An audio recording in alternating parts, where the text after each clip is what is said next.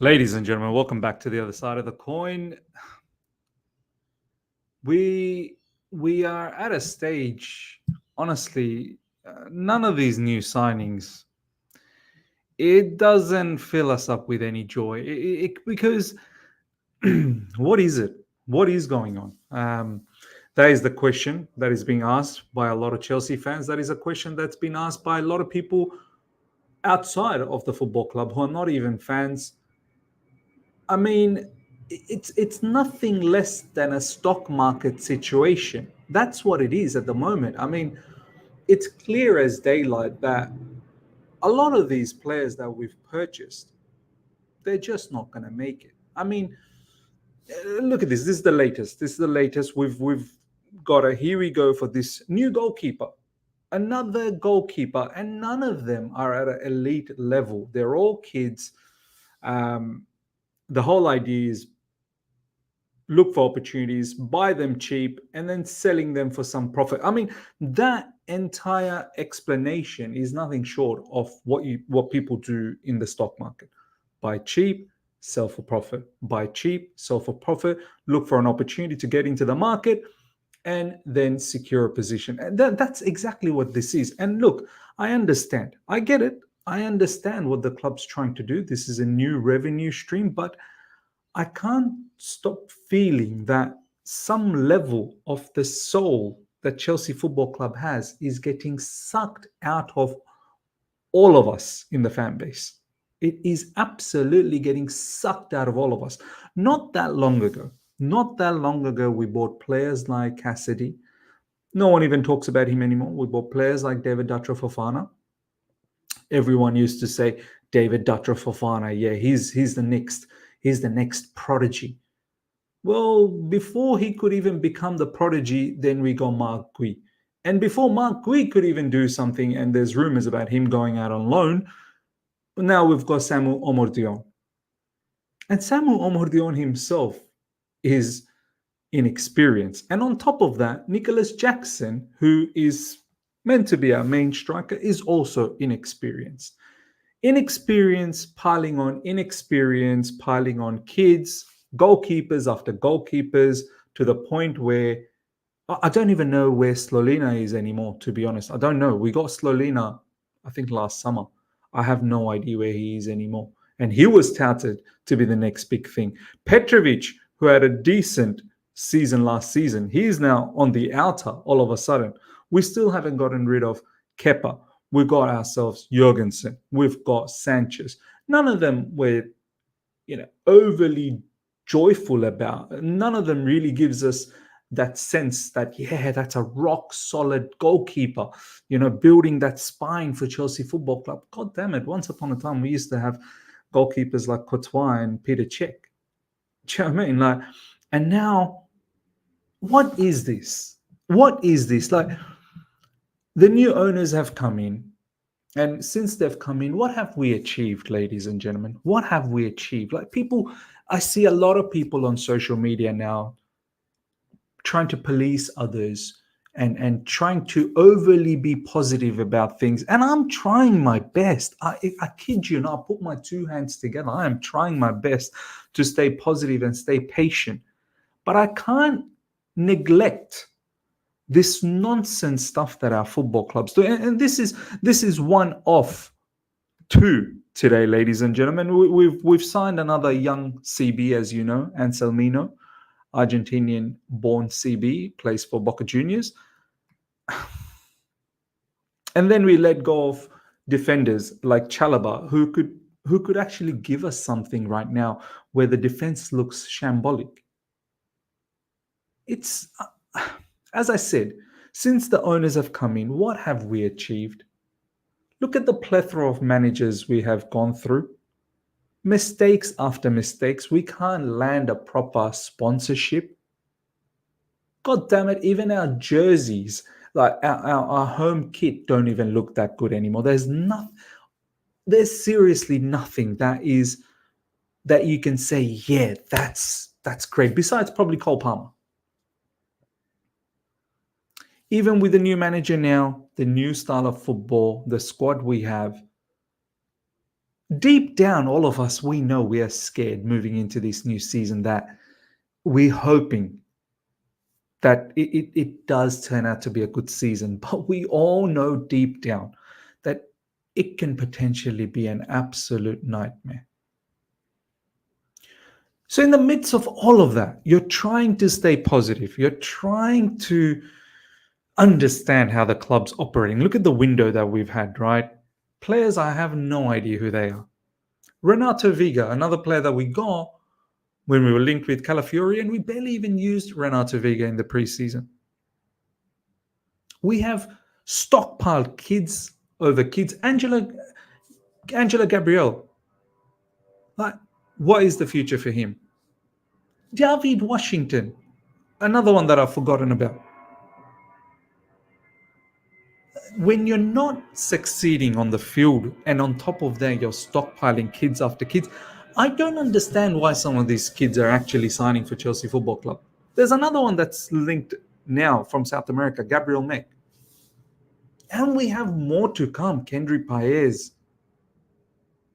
Esteval William. What is going on, ladies and gentlemen? What is going on? As I said, there's no success on the field. And on top of that, people say, oh, Chelsea can't afford Michael Elise. Chelsea can't afford Nico Williams. Well, Chelsea are going out there willy-nilly just buying kids, random kids, hoping that we can make some sort of a profit. Let's have a look at the news now. Let's have a look at the news. Mike Penders to Chelsea. Here we go. Deal placed for 2000-born goalkeeper to join the club from Genk. Package up to 20 million euros. This is not like some petty change. We're not talking about 1 million euros, 2 million, 20 million euros. Add-ons included, long-term deal. Chelsea see huge potential in Penders, huge potential in Penders, huge potential in Slolina, huge potential in Petrovic, huge potential in Jurgens. This is madness, and the fans are so okay with all of this now. Like, we are so programmed now that not that long ago we're like, Petrovic, he needs to be given an opportunity. Now fans are like, get rid of him, get rid of him.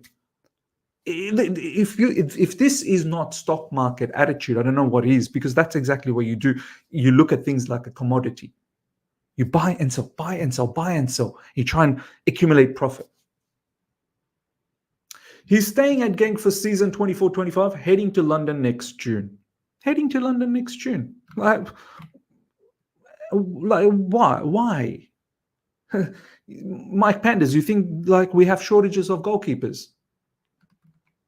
And then you have the academy goalkeepers as well, Bergstrom, Beach. What about them? Chelsea is pleased to announce the signing of defender Aaron Anselmino, who will spend the 2024-25 campaign on loan at Boca Juniors. So we've got him. It's going to be at Boca Juniors, and here's another CB, another young CB. Like, that's what we need. When you look at our defense, we need another inexperienced defender, because that's what makes sense to fix this current problem. There's no thought process about current times. It's all about the future, like as if the current situation is so beautiful right now, ladies and gentlemen. And this now leads me to an ex-legend, yes, you can say, club legend, Frank Leboeuf. And a lot of fans out there giving him grief. This guy was an important player for Chelsea Football Club. And he's actually spitting facts. But people don't like it. People don't want to hear all of this, because I don't want to have uncomfortable conversations. It makes me feel very uneasy. But he's actually talking facts. Have a look at what Frank Leboeuf's saying. Everyone hopes for the best because they love the club. This is what people need to understand. We're not here complaining just for the sake of complaining or venting. We love the club, and it hurts where it's going. We're trying to be positive, but it's so damn difficult. Few of them believe the club is in transition, but many are getting very angry. And I tell you, if it doesn't work, people are talking about riots. People are talking about saying to the club and board they're not happy at all, so they better hope for the best. Otherwise, it's going to be terrible. And this is why, look, I'm patient. I'm so keen to see how the upcoming season turns out to be. It cannot be another flop. At a bare minimum, we have to crack into top six. And that itself is probably not good enough because we made top six last season with a manager that's gone. So this season, we really should be going for top four, getting back into Champions League, but that is probably a bit far-fetched. However, that will be 3 seasons of nothingness under this new ownership. Besides the fact that you've made profit on player sales, sold a lot of academy products to get pure profit. Predominantly. Yeah, you've sold the Omari Hutchinsons and whatnot, but predominantly you've sold academy products to stay afloat. That's all you have to show. You don't really have anything else to show. When you have all these inexperienced players, how are they going to cope with the pressure from the Chelsea fans? Exactly. When things go south, and believe me, in the upcoming season, things will go south. There will be a period where it will go south. In fact, if it hasn't gone south already after the first 5 games in the USA preseason tour, and the heat is a little bit turning on, some of these kids will find it difficult, I'm telling you. They've never faced anything like this. They will find it so difficult to cope with the pressure. And let's not forget the manager, who's also inexperienced at this level. This is not Leicester. This is Chelsea Football Club, one of the top clubs in the Premier League. It is not a joke. You have to have a certain type of characteristic to be able to handle these stuff. Frank Leboeuf on signing Samu. I have to Google him. So I went to Google, got the video of him, see him playing for the reserves team of Atleti, playing for under 21 with Spain, not knowing who the guy is, 30 to 40 million. Where do you want to go with that? I'm sorry again, maybe I'll be surprised, but it's too many players with the same profile, with no experience, and it's very worrying for me. It's true. People get upset that, oh man, why are you talking down on Samu? It's not about Samu. It's about the fact that, did we need Samu? Another inexperienced, we have inexperience, you know. Have we forgot, we bought not that long ago David Dutcher Fofana, David Washington, all potentials. Isn't Samu a potential? We just got Magui. Instead of buying all of these players, isn't it more fruitful to just buy one bona fide striker that's going to actually help us out? No problems. You want to buy and operate like a stock market, but buy one to at least compete. Am I talking nonsense? Is Frank Leboeuf talking nonsense? Is a lot of the fans that think the way we are thinking talking nonsense? Is this too crazy to think? It's mad. It's mad. Fiorentina and Strasbourg are both interested in signing Petrovic on loan, but the situation is complicated by Petrovic's confusion at his development plan at Chelsea. Even we're all confused. I mean, I can fully understand why Petrovic is confused. Off the back of the season he had last season, he's like, what's going on here? Chelsea's gone on and bought another 2 more goalkeepers, and they haven't got rid of any yet. While he's cautious about dropping down to a lesser level or becoming a backup option elsewhere. It's sad. Honestly, morally, I don't think any of this is right. Bringing in all these kids, stockpiling, morally, like, we need to have a little bit of due diligence on people's career, people's livelihood. What are we doing? What are we doing? One of the reasons Mauricio Pochettino left by mutual consent was due to the difference in opinion on the club's long-term tactical identity. Yeah, of course. More than you can believe, there are certain players that he wanted to keep, especially from the academy. You know, your Chalobahs, your Gallaghers. I'm pretty sure he had a disagreement about that, on top of a lot of other disagreements. and he parted ways. It's just sad that these disagreements could not have been seen a long time ahead before he even became a manager. It's sad that what a monumental mistake that our owners and our board of directors, sporting directors, Paul Winstanley and Lawrence Stewart made by hiring someone like Pochettino. They didn't foresee this coming. This is mad. Everyone could see it. That Pochettino would. There are certain characteristics he's looking for. He's not going to play possession-based football. No problems. You've changed all of that. You've brought in Maresca now. And what are you doing with Maresca? You're giving him inexperience to compete in one of the toughest leagues, if not the toughest league in the world, in world football. You're setting him to fail. That's what's mad about this whole situation. You're really setting Maresca to fail. Maresca himself's inexperience, and then you're piling on inexperience on him, asking him to do the unbelievable and make top four. He may. It'll be a massive overachievement, but I highly doubt it. I highly doubt it.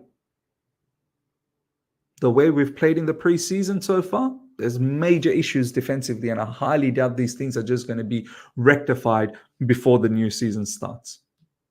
Forget about big teams screwing us up. Average teams in the Premier League will have a field day with us if we don't rectify the defense. Jamie Carragher, the way Chelsea's preseason has gone, they've got Man City first game of the season. I'll be surprised if Maresca is still the manager come the end of season. Very surprised. This is not a far-fetched thought from Jamie. It really isn't. It's not a wild thought. It can happen. We've seen managers get sacked left, right, and center under this new ownership. You think it probably can't this time because they've given Maresca a 5-year contract, but if Maresca fails in a sensational fashion, nothing is impossible. You hope that it doesn't happen, but nothing is impossible. On a brighter note, ladies and gentlemen, Cole Palmer is back. Good to see. We need this brother back. He's the supreme quality in our team. He's the attacking linchpin, and it's great to see him back.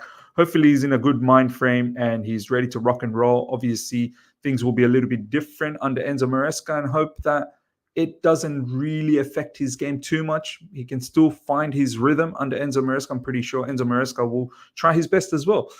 Jamie Carragher, this is what he said about this whole situation with Maresca and Cole Palmer. My worry for Chelsea is that Pochettino deserves a lot of credit for how Palmer performed last season. That's true. That's true talk. He's allowed Palmer to really express himself, and Palmer had his magical breakthrough season with unbelievable numbers, which then carried on in the international scene in the Euros.